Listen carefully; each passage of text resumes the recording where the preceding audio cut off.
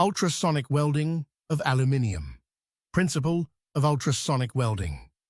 In ultrasonic welding, frictional heat produced by the ultrasonic waves and force is used for the joining process.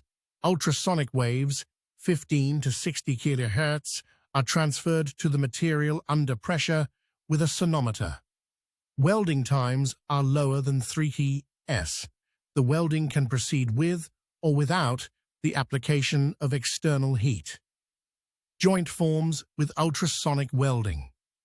The principle of the process limits the allowable mass of material on the sonotrode side to a maximum of 10 G. The maximum thickness that can be welded depends on the self-damping characteristics of the workpiece material.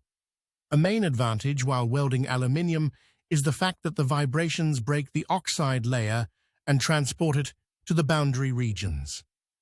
As a result, mechanical and chemical surface cleaning is not necessary.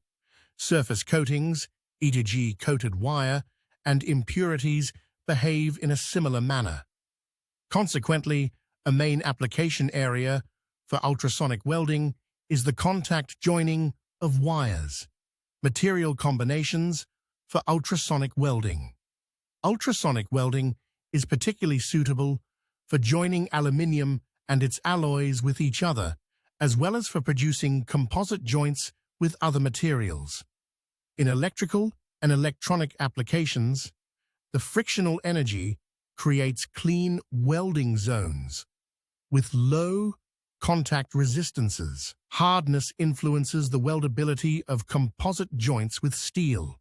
Hard alloys are less suitable, since the plastic formability required for the joining is not sufficient.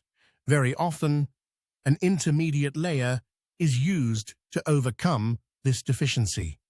Thanks for watching. Remember to like, comment, and subscribe.